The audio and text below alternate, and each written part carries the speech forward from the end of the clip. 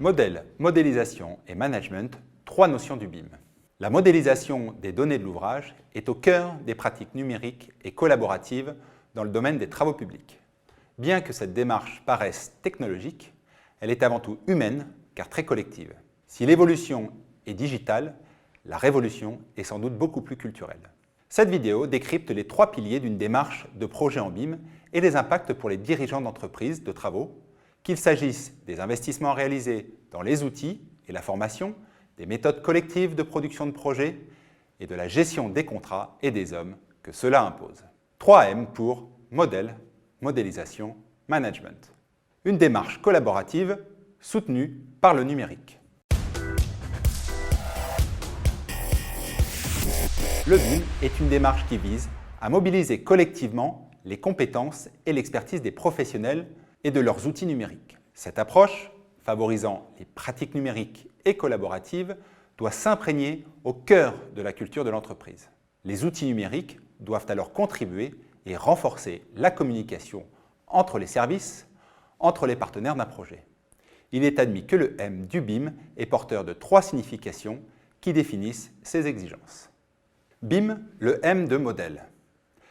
La première signification du M de BIM est pour modèle. Ce M représente la partie émergée de l'iceberg, la maquette numérique. Les ouvrages modélisés en 3D et les bases de données associées sont des représentations imagées et exploitables dès la phase d'avant-projet. La maquette numérique, par la qualité de sa représentation graphique, a une valeur ajoutée durant les phases préliminaires du projet, phase de conception et début d'exécution. Elle permet de communiquer avec le maître d'ouvrage, de concerter avec la population, de superposer les propositions des membres de l'équipe d'ingénierie et de réaliser des synthèses techniques précises pour garantir la cohérence technique entre les éléments constituant un ouvrage. La qualité de cette représentation graphique et géométrique en 3D est de nature à présenter de façon très précise et explicite les atouts, la qualité du projet, mais par voie de conséquence,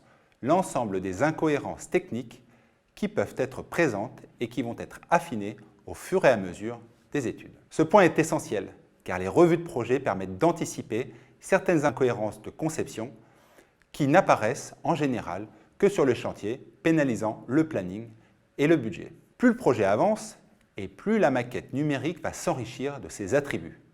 Les choix des équipements, des matériaux se précisent et leurs caractéristiques techniques, réglementaires, fonctionnelles viennent enrichir la base de données. Cette richesse de données devient dès lors plus intéressante que la richesse graphique apportée par la maquette numérique. Les données sont utilisables pour des simulations, pour des contrôles de conformité, puis pour l'exploitation et la maintenance des ouvrages. Ainsi, la valeur des données supplante la valeur de la représentation géométrique. Il est admis que 80% de la valeur d'une démarche de projet en BIM se trouve dans le modèle géométrique lors des phases d'études pour revenir à 20% en phase d'exploitation. Cette valeur est réelle et monétisable en fonction de la quantité, de la qualité et de la conformité de la base de données. Des données numériques sont à la base de toutes les caractérisations de l'ouvrage et de toute compréhension de son comportement grâce aux simulations. La modélisation des données, la création de requêtes pour garantir la performance structurelle d'un ouvrage, l'évaluation des masses, des volumes de matériaux à déplacer, l'évaluation des impacts financiers sont autant d'informations qui permettent de prendre des décisions éclairées. Ce transfert de détails graphiques vers un niveau de détail d'information relève majoritairement des contributions collectives des entreprises de travaux participant au projet. Elles fournissent une information technique, souvent plus détaillée que celle renseignée initialement par les ingénieristes.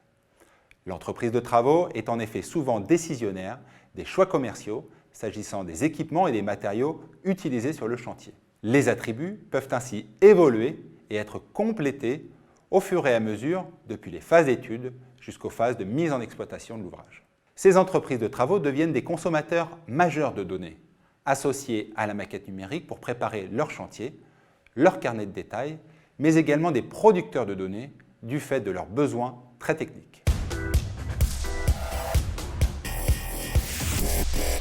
BIM, le M de modélisation. La seconde signification du M de BIM est associé à la modélisation, c'est-à-dire le processus qui consiste à produire à plusieurs outils et plusieurs acteurs une seule et même maquette numérique renseignée. Cette démarche coopérative des acteurs du projet, la coproduction de leurs outils informatiques, de leurs logiciels et le partage de leurs compétences est aussi nécessaire pour la production d'un ouvrage physique que pour la production de son clone virtuel et de sa base de données. Cette démarche vise à coopérer dans une approche itérative sans rupture de la chaîne d'information. Ainsi, les ingénieuristes fournissent des fichiers informatiques qui pourront être complétés par les entreprises de travaux avec toutes les conséquences que cela implique en termes de responsabilité et de partage d'honoraires. Ce besoin de coopération, induite par le BIM, est une évolution culturelle qui oblige chacun à ne plus travailler pour soi, mais pour son collaborateur, pour son co-traitant, qui aura besoin de ces données pour les enrichir et les exploiter. Le chef d'entreprise a l'opportunité d'apporter une nouvelle vision du travail qui n'est plus centrée uniquement sur l'intérêt de l'entreprise et la mission qui lui a été confiée, mais sur l'intérêt du collectif et celui du projet. Chaque producteur de données, quelle que soit sa position dans le projet, doit participer à son niveau à la collecte et au partage de données modélisées de l'ouvrage. Cette organisation collective requiert la mise en place de méthodes, de processus de production d'informations appelés workflow en anglais. Ainsi, la juste quantité d'informations nécessaire à l'avancement du projet est fournie au moment où les intervenants en ont réellement besoin. La troisième signification du M de BIM est associée au management. Il s'agit de pouvoir coordonner les ressources techniques et humaines, de garantir la coordination de leurs efforts pour soutenir la démarche numérique et collaborative. Il est nécessaire d'orchestrer, dans le temps, les contributions de tous les acteurs pour que la production des données, des informations de l'ouvrage apporte une réelle valeur ajoutée au projet. Cette coordination des ressources fait émerger de nouvelles fonctions au sein de la maîtrise d'ouvrage et de la maîtrise d'œuvre, mais également dans les entreprises de travaux. Elle génère de nouvelles responsabilités et par conséquent de nouveaux engagements contractuels. L'AMO BIM, l'assistant à maîtrise d'ouvrage BIM, est une de ces nouvelles fonctions. Il va définir les résultats attendus par la démarche de projet en BIM, les séquences contractuelles du projet, les livrables et leurs caractéristiques à chaque phase. Il définit ainsi les attributs attendus, le niveau de détail et la structure des données modélisées pour répondre aux objectifs de son maître d'ouvrage et aux contraintes des logiciels d'exploitation. Ces informations sont décrites formellement dans un document contractuel et opposable aux acteurs du projet, le cahier des charges BIM, appelé aussi convention BIM. Ce document doit préciser les besoins, les exigences du maître d'ouvrage et ce, dès la phase de consultation des entreprises. La fonction de BIM Manager émerge plus spécifiquement dans les démarches de projet en BIM. Des entreprises se sont spécialisées dans ce domaine et notamment les cabinets réalisant de la synthèse technique de projet ainsi que des sociétés d'informatique. Le rôle du BIM Manager est de définir les moyens à mettre en œuvre pour répondre aux exigences du cahier des charges BIM. Il établit les processus de production et de partage de données, il définit les processus de compilation des données modélisées, vérifie leur intégrité et coordonne les revues de projet. Cette mission devient stratégique pour les mandataires des projets, qu'il s'agisse de la maîtrise d'œuvre ou des entreprises générales, pour les honoraires qu'elle peut générer et pour la vision globale du projet qu'elle apporte. Elle est en ce sens une mission de maîtrise des risques. Les moyens affectés à la production des modèles BIM sont définis par le BIM Manager dans un document contractuel et opposable appelé protocole BIM. Ce document doit définir les outils, les processus, les compétences à mobiliser pour parvenir aux résultats exigés. Tous les acteurs du projet s'engagent à respecter cette obligation de moyens.